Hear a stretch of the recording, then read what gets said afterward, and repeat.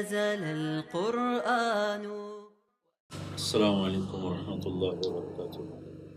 الحمد للہ رب العالمین والصلاة والسلام علی سیدنا و مولانا محمد وعلی آلہ وصحبہ اجمعین. رمضان کی برکات اللہ تعالی ہم سب کو نصیب فرمائے. مہینہ چل رہا ہے، ایام معدودات، اللہ نے اس کو چند دن فرمائے ہیں. اللہ کے نبی کا فرمان ہے کہ لو یعلم امتی ما فی رمضان، اگر میری امت کو پتہ چل جاتا کہ رمضان کیا ہے تو سب تمنا کرتے کہ اللہ کرے سارا سال رمضان ہی رہتا. اس میں اللہ تبارک و تعالی جنت کے دروازے کھول دیتے ہیں، جہنم کے دروازے بند فرما دیتے ہیں، شیطان قید ہو جاتے ہیں اور جنت کو سجایا جاتا ہے. اور اللہ تعالیٰ روزانہ فرماتے ہیں کہ ان قریب میرے بندے تیرے پاس آ کے آرام کریں گے اور ہمیشہ کی پرسکون زندگی گزاریں گے. اور ساری مخلوق روزہ رکھنے والوں کے لیے دعا میں ان کی دعا پر آمین میں لگوا دی جاتی ہے، بلکہ وہ دعائیں کرتی ہیں، چونٹیاں بلوں میں دعائیں کرتی ہیں.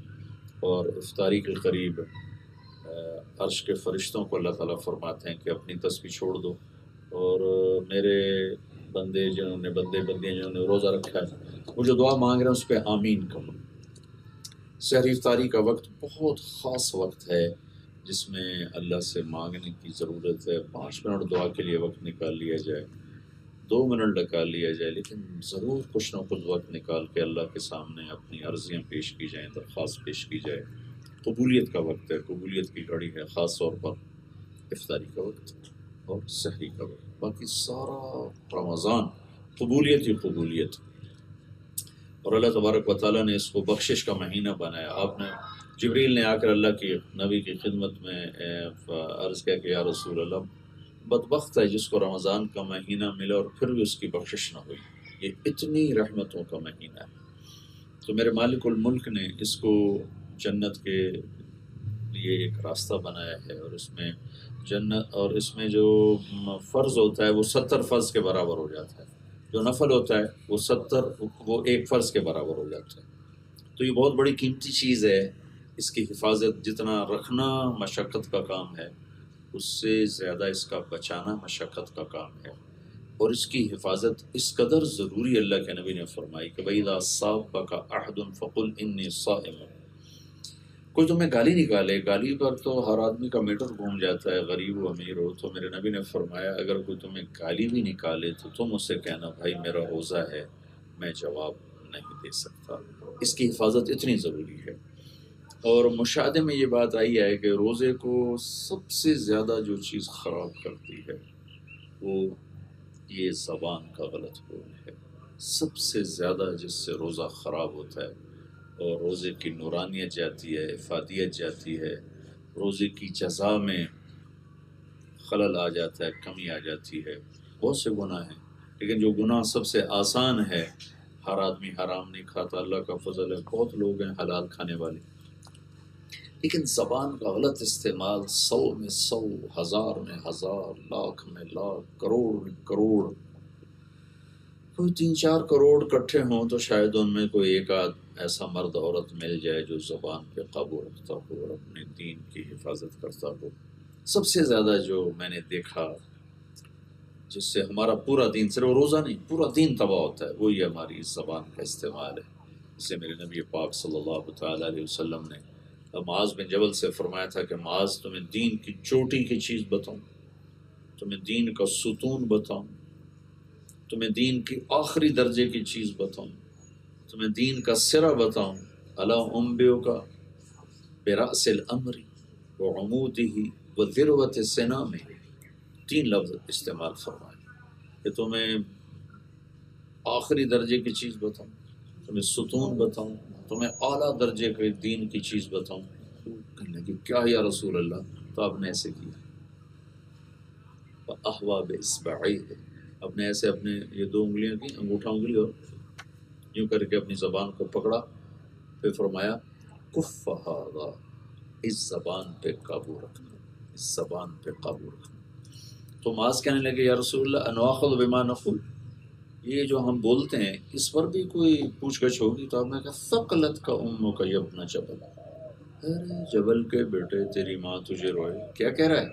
وَهَلْ يَكُبُّ النَّاسَ فِي نَارِ جَهَنَّمَ إِلَّا حَصَائِدُ أَلْسِنَتِهِمْ، تمہیں خبر ہے سب سے زیادہ جہنم میں دھکا دینے والی یہ زبان ہوگی، اور صرف جہنم میں نہیں دھکا دیتی، یہ اس زبان نے آج گھروں کو بھی جہنم بنا دیا ہے، خاندان ٹوٹ گئے، بہن بھائی بچھڑ گئے، ٹوٹ گئے، بکھر گئے، میاں بیوی میں نفرتیں، ساس بہو میں نفرتیں، بھائی بھائی میں نفرتیں، خاندانوں کے خاندانوں میں نفرتیں، کہیں کوئی جینون بھی ہو سکتا ہے سبب ہو، کوئی جائیداد کا، کوئی زیادتی کا، کوئی ظلم کا عنصر ہو، لیکن 99% میں نے دیکھا ہے جو آگ لگائی ہے اس زبان کے غلط استعمال نے لگائی ہے، تو یہ مہینہ صبر کا ہے اور تحمل کا ہے۔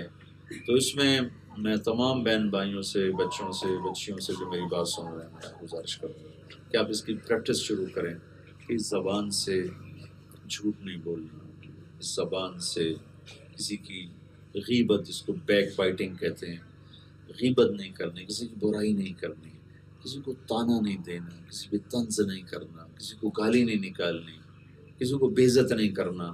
کتنے لوگوں سے میں نے سنا، میں تو جی کھرا آدمی ہوں، میں تو منہ پہ کہہ دیتا ہوں میں منافق نہیں ہوں۔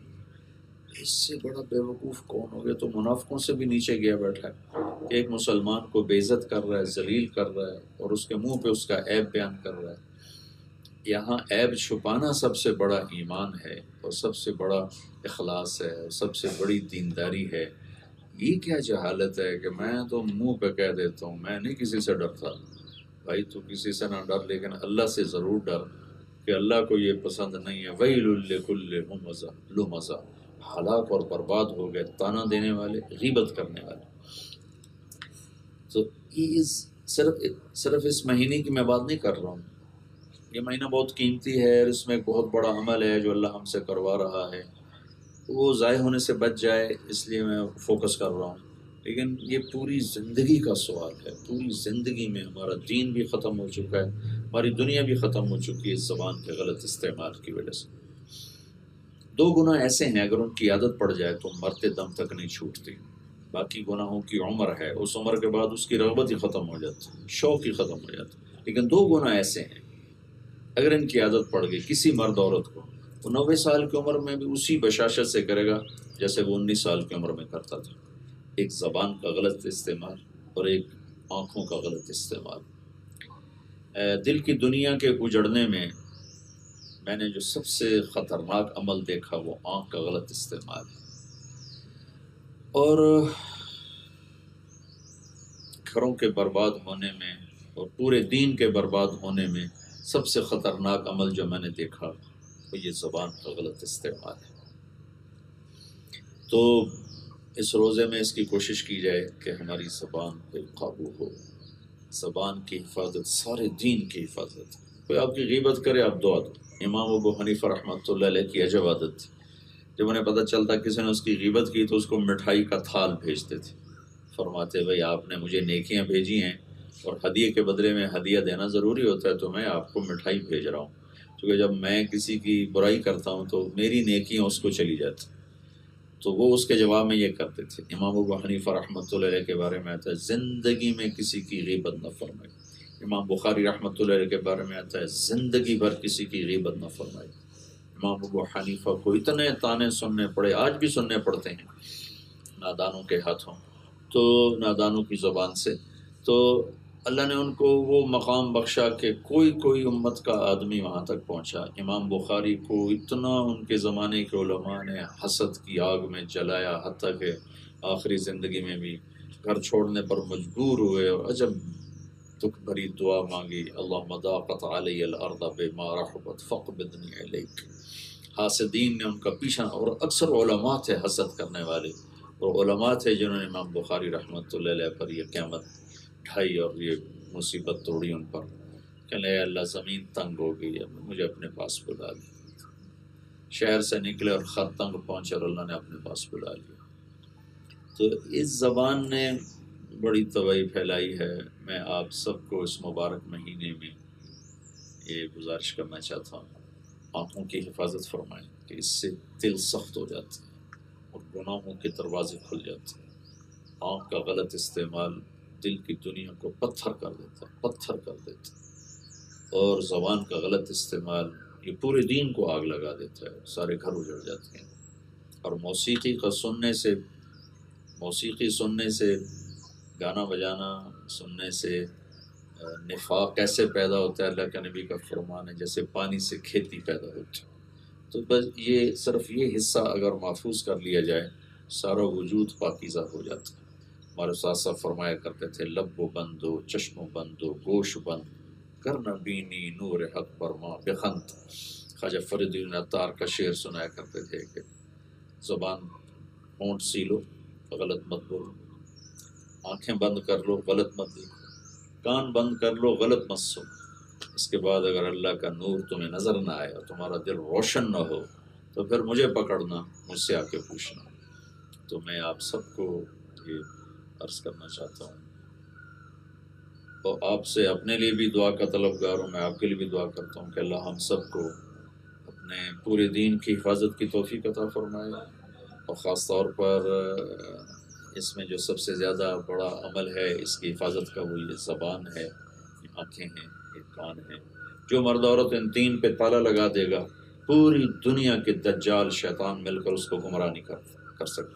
جس کے یہ تین دروازے کھل جائیں گے ساری دنیا کے روحانی لوگ بھی اس کے اندر ایمان کی شمع نہیں جلا سکتے، کیونکہ غلاظت کے گٹر کھلے ہوئے ہوں تو پہلے انہیں بند کرنا کرتا ہے، پھر صفائی ہوتی ہے۔ ادھر گٹر کھولے ہیں ادھر ہم جھاڑو پھیر رہے ہوں، کہاں صفائی ہوگی؟ اللہ تعالیٰ ہمیں عمل کی توفیق بخشے۔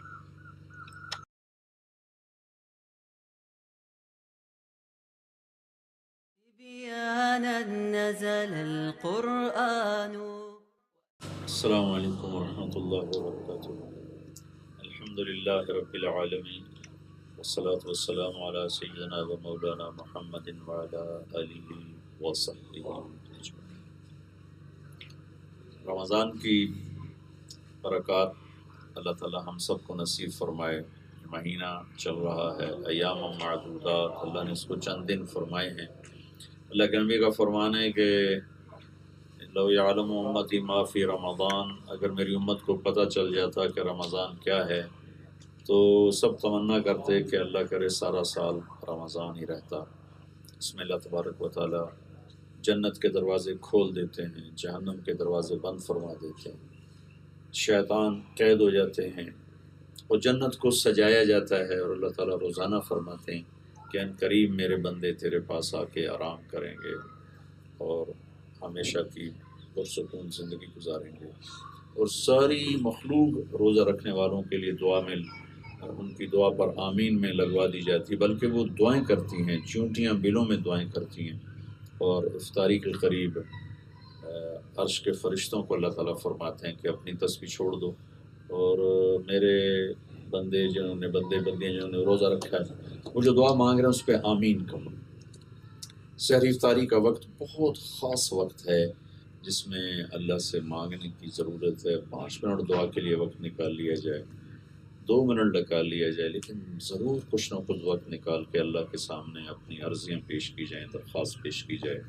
قبولیت کا وقت ہے، قبولیت کی گھڑی ہے، خاص طور پر افطاری کا وقت اور سحری کا وقت۔ باقی سارا رمضان قبولیت ہی قبولیت، اور اللہ تبارک و تعالیٰ نے اس کو بخشش کا مہینہ بنایا۔ آپ نے جبریل نے آ کر اللہ کی نبی کی خدمت میں عرض کیا کہ یا رسول اللہ، بدبخت ہے جس کو رمضان کا مہینہ ملا اور پھر بھی اس کی بخشش نہ ہوئی، یہ اتنی رحمتوں کا مہینہ ہے۔ تو میرے مالک الملک نے اس کو جنت کے لیے ایک راستہ بنایا ہے، اور اس میں جنت، اور اس میں جو فرض ہوتا ہے وہ 70 فرض کے برابر ہو جاتا ہے، جو نفل ہوتا ہے وہ 1 فرض کے برابر ہو جاتا ہے۔ تو یہ بہت بڑی قیمتی چیز ہے، اس کی حفاظت جتنا رکھنا مشقت کا کام ہے اس سے زیادہ اس کا بچانا مشقت کا کام ہے، اور اس کی حفاظت اس قدر ضروری اللہ کے نبی نے فرمائی کہ وَإِذَا صَابَكَ أَحَدٌ فَقُلْ إِنِّي صَائِمٌ۔ کوئی تمہیں گالی نکالے، گالی پر تو ہر آدمی کا میٹر گھوم جاتا ہے، غریب ہو امیر ہو، تو میرے نبی نے فرمایا اگر کوئی تمہیں گالی بھی نکالے تو تم اسے کہنا بھائی میرا روزہ ہے، میں جواب نہیں دے سکتا۔ اس کی حفاظت اتنی ضروری ہے۔ اور مشاہدے میں یہ بات آئی ہے کہ روزے کو سب سے زیادہ جو چیز خراب کرتی ہے وہ یہ زبان کا غلط بول ہے۔ سب سے زیادہ جس سے روزہ خراب ہوتا ہے اور روزے کی نورانیت جاتی ہے، افادیت جاتی ہے، روزے کی جزا میں خلل آ جاتا ہے، کمی آ جاتی ہے۔ بہت سے گناہ ہیں، لیکن جو گناہ سب سے آسان ہے، ہر آدمی حرام نہیں کھاتا، اللہ کا فضل ہے، بہت لوگ ہیں حلال کھانے والے، لیکن زبان کا غلط استعمال 100 میں 100، 1000 میں 1000، لاکھ میں لاکھ، کروڑ میں کروڑ۔ کوئی 3-4 کروڑ کٹھے ہوں تو شاید ان میں کوئی ایک آدھ ایسا مرد عورت مل جائے جو زبان پہ قابو رکھتا ہو اور اپنے دین کی حفاظت کرتا ہو۔ سب سے زیادہ جو میں نے دیکھا جس سے ہمارا پورا دین، صرف روزہ نہیں، پورا دین تباہ ہوتا ہے، وہی ہماری اس زبان کا استعمال ہے۔ جس سے میرے نبی پاک صلی اللہ تعالیٰ علیہ وسلم نے معاذ بن جبل سے فرمایا تھا کہ معاذ تمہیں دین کی چوٹی کی چیز بتاؤں، تمہیں دین کا ستون بتاؤں، تمہیں دین کی آخری درجے کی چیز بتاؤں، تمہیں دین کا سرا بتاؤں، الا انبئک برأس الامر وعمودہ وذروۃ سنامہ۔ 3 لفظ استعمال فرمائے کہ تمہیں آخری درجے کی چیز بتاؤں، تمہیں ستون بتاؤں، تمہیں اعلیٰ درجے کے دین کی چیز بتاؤں۔ کہنے لگے کیا یا رسول اللہ؟ تو آپ نے ایسے کیا، فأحویٰ بإصبعیہ، آپ نے ایسے اپنے یہ 2 انگلیاں کی، انگوٹھا انگلی اور یوں کر کے اپنی زبان کو پکڑا، پھر فرمایا کف ھذا، اس زبان پہ قابو رکھنا، اس زبان پہ قابو رکھنا۔ تو معاذ کہنے لگے یا رسول اللہ انواخذ بما نقول، یہ جو ہم بولتے ہیں اس پر بھی کوئی پوچھ گچھ ہوگی؟ تو آپ نے کہا ثقلت کا امک یا ابن جبل، ارے جبل کے بیٹے تیری ماں تجھے روئے، کیا کہہ رہا ہے؟ وَهَلْ يَكُبُّ النَّاسَ فِي نَارِ جَهَنَّمْ إِلَّا حَصَائِدُ أَلْسِنَتِهِمْ، تمہیں خبر ہے سب سے زیادہ جہنم میں دھکا دینے والی یہ زبان ہوگی، اور صرف جہنم میں نہیں دھکا دیتی، یہ اس زبان نے آج گھروں کو بھی جہنم بنا دیا ہے۔ خاندان ٹوٹ گئے، بہن بھائی بچھڑ گئے، ٹوٹ گئے، بکھر گئے، میاں بیوی میں نفرتیں، ساس بہو میں نفرتیں، بھائی بھائی میں نفرتیں، خاندانوں کے خاندانوں میں نفرتیں۔